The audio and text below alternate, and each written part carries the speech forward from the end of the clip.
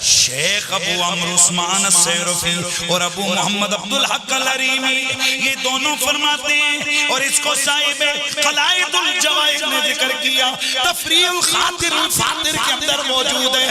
میرے غوث ثقلین آپ اپنے مدرسہ طیبہ کے اندر وضو فرما رہے ہیں، آپ کی کھڑاؤں، یہ کھڑاؤں وہ چپل ہوتے ہیں جن کا نچلا تلا لکڑی کا ہوتا ہے، اوپر ان کے تسمے ہوتے گئے، آپ نے وہ پہنے ہوئے گئے، وضو کرتے ہوئے آپ نے وضو فرمایا، انہی کھڑاؤں کے اندر وہ گیلی ہو گئی تاکہ آپ نے کھڑاؤں پہنی، 2 رکعت نماز نفل ادا کیے۔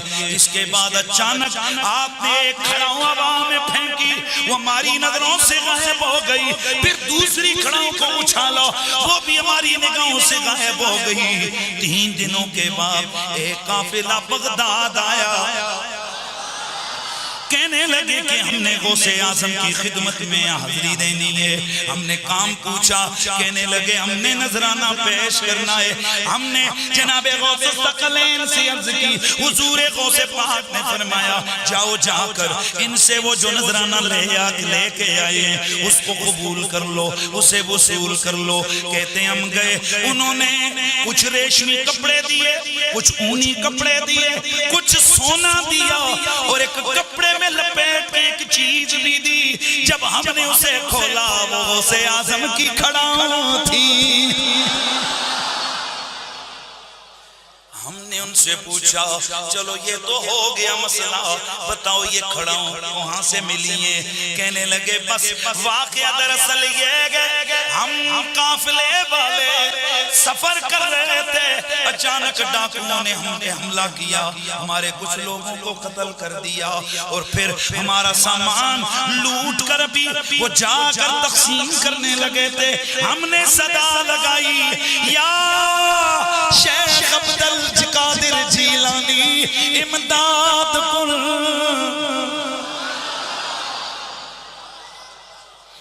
ہم نے غوث ثقلین کو مدد کے لیے پکارا، بس پھر تھوڑی دیر گزری کہ اچانک ایک زوردار 2 آوازیں آئیں، اتنے میں وہ ڈاکو دوڑے دوڑے ہماری طرف آئے، آ کر کہنے لگے بس اپنا مال لے لو، اپنا مال لے لو، اپنا مال لے لو۔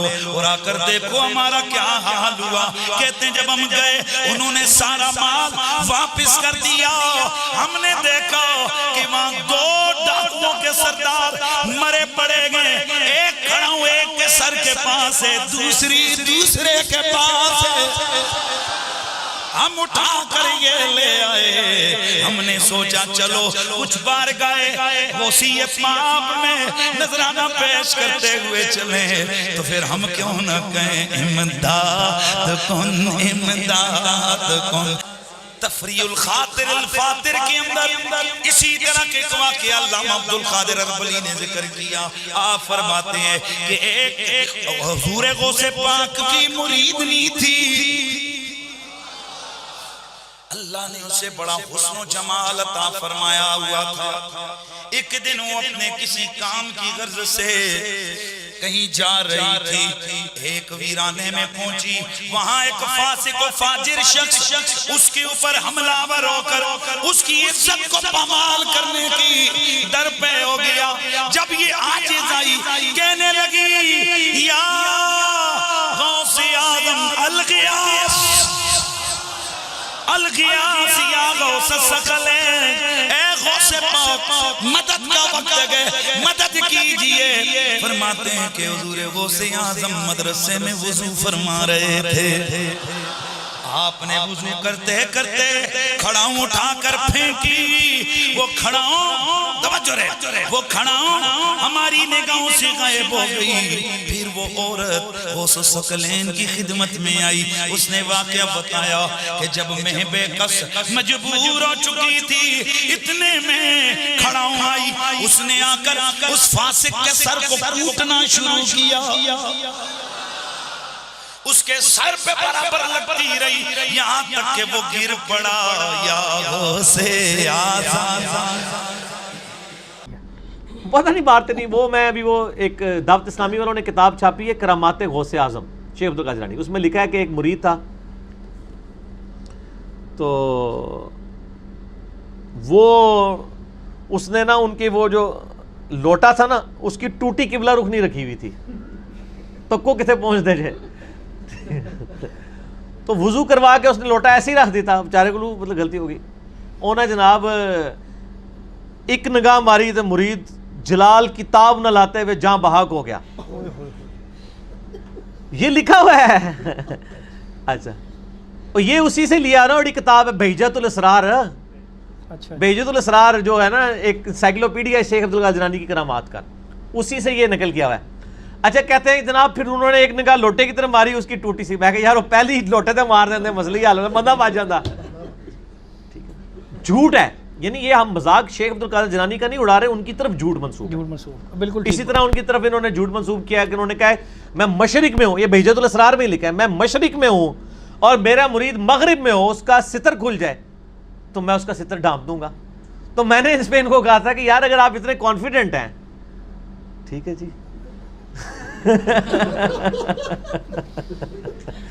آپ کانفرنسز کراتے ہیں شیخ عبد القادر جیلانی کے نام کے اوپر, آپ اگر اتنے کانفیڈنٹ ہیں کہ میں سچا قادری ہوں, سچا قادری ہوئے گا جو پائی جی میڈیا دے کیمرے سامنے لوائے اور پھر کہ جی یا شیخ عبد القادر جیلانی اور نال ہی اپنی تہمت کھول دے, تو وہ آگے.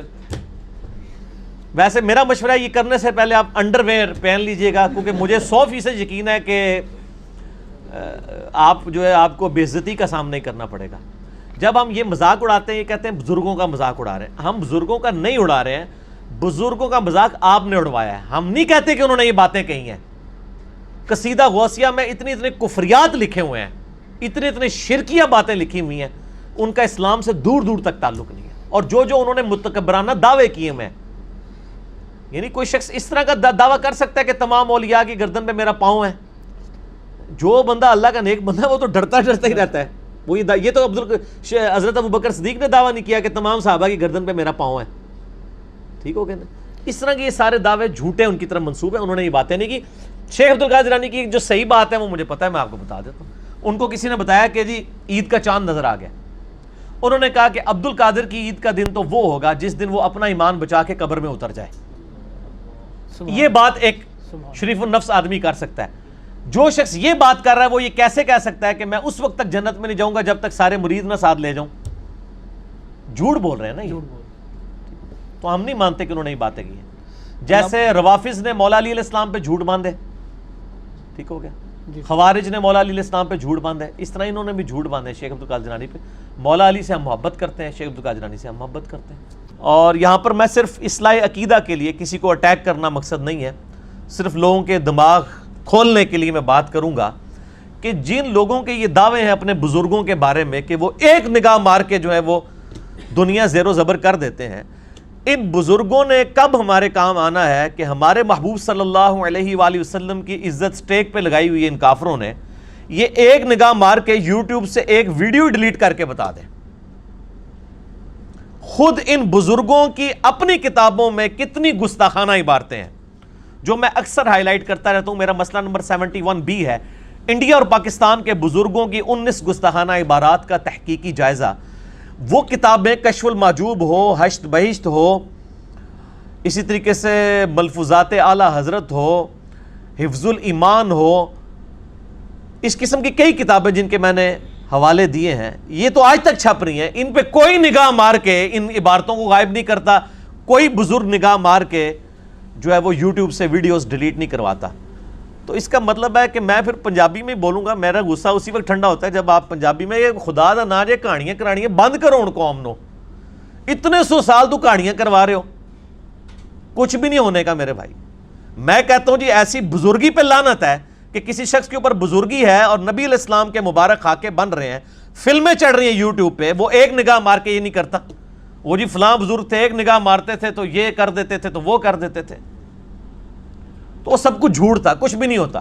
یہ سارے مل کے بھی کچھ نہیں کر سکتے جب تک کہ ہم ایک کاؤنٹر نیریٹو جوابی بیانیاں ان کے سامنے لے کر نہیں آتے علمی طریقے سے. اب اس میں یہ رہا وسوسہ کہ اللہ تعالیٰ یوٹیوب سے کیوں نہیں یہ ویڈیوز ڈیلیٹ کروا دیتا, تو بھائی اللہ کا کہیں دعویٰ ہی نہیں ہے. یہ دعوے تو آپ کے بزرگوں نے کیے تھے نگاہ مارنے والے. دیکھیں یزید نے خانہ کعبے کی اینٹ سے اینٹ بجا دی، حجاج ابن یوسف نے خانہ کعبے کی اینٹ سے اینٹ بجا دی، بخاری مسلم میں حدیث موجود ہیں، صحیح بخاری میں ہے قرب قیامت میں ایک پتلی ٹانگوں والا حبشی خانہ کعبے کی اینٹ سے اینٹ بجا دے گا۔ تو اللہ تعالیٰ نے تو کہیں وہ خانہ کعبے کی حفاظت کا صرف ایک واقعہ یہ اصحاب فیل والا ہوا ہے، اس کے بعد نہ کوئی واقعہ ہوا، نہ اس سے پہلے ہوا، نہ ہونا ہے۔ دنیا تو بقدر ایفرٹ ہے، یہاں تو اللہ تعالیٰ نے مسلمانوں کو یعنی یہ منصب دیا ہے کہ وہ اپنے کعبے کی حرمین کی حفاظت کے لیے ایفرٹس پٹ کریں گے۔ یہاں تو حفاظت کیا ہو رہی ہے، پچھلے دنوں آپ کو پتا ہے کہ ایک بندے نے کعبہ شریف کے اندر سین کے اندر چھلانگ مار کے خودکشی کر لی ہے، اور لوگ کہنے بڑا خوش نصیب ہے کعبے مار گیا۔ توڑا یعنی لیول دیکھ لو انٹلیکچوئل، آرام موت بندہ مرا ہے، پوری دنیا کے اندر مسلمانوں کی بدنامی کی ہے، اور لوگ کہہ رہے ہیں خوش نصیب ہے۔ تو کوئی فرشتہ نے آگے نہیں اس کو بچایا کہ یہ حرام موت مر رہا ہے، پوری دنیا میں خانہ کعبے کی بدنامی ہوگی، حرمین کی بدنامی ہوگی۔ بھائی نہیں ہوگا ایسے کبھی بھی، خانہ کعبے کے اندر لوگوں کی جیبیں کٹ جاتی ہیں، کئی لوگوں کے پیٹ کٹ کے انتڑیاں باہر آ گئی ہیں جیب کٹتے کٹتے، ٹھیک ہے۔ اور پھر معاذ اللہ استغفر اللہ خانہ کعبہ شریف کے اندر تو آنکھوں کی حفاظت کرنا بڑا مشکل ہو جاتا ہے، تو بعض لوگ تو بالکل اس کو وہ سپاٹ بنا کے آئے ہوتے ہیں بدنگاہی کرنے کے لیے۔ تو دنیا بقدر ایفرٹ ہے، کچھ بھی نہیں ہوگا ایسا، یہ ہم نے خود ہی ایفرٹ پٹ کرنی ہے۔ تو میں یعنی ان بزرگوں کے بارے میں یعنی جو جھوٹے دعوے تھے میں اس کے لیے کر رہا ہوں، میرا تو کسی سے کوئی لینا دینا نہیں میرے بھائی۔ میں تو بار بار کہتا ہوں کہ نہ میں وہابی، نہ میں بابی، میں ہوں مسلم علمی کتابی، نہ میں سو کالڈ وہابی ہوں جو کوئی علمی بات کرے اسے کہتے ہیں وہابی ہو گیا، اور نہ میں بابوں کا دفاع کرنے والا، بابوں کا ماننے والا، فرقوں کا پجاری بابی بھی نہیں ہوں، میں علمی کتابی مسلمان ہوں۔ جو اللہ تعالیٰ نے واضح قرآن حکیم میں فرمایا ایتونی بکتاب من قبل ھذا او اثارۃ من علم ان کنتم صادقین، اے محبوب صلی اللہ علیہ وآلہ وسلم یہ اگر آپ سے بحث کرتے ہیں، قرآن کو نہیں مانتے، تو ان سے فرمائیے اس قرآن کے نزول سے پہلے اگر کوئی کتاب ہو چلو وہ لے آؤ، یا انبیاء اکرام کے علم کے آثار چلتے آ رہے ہوں وہ لے آؤ، دلائل کے ساتھ علمی کتابی بات کرو اگر تم سچے ہو۔ تو علمی کتابی باتیں ہونی چاہیے بجائے جذباتی ڈاکٹرائن کے۔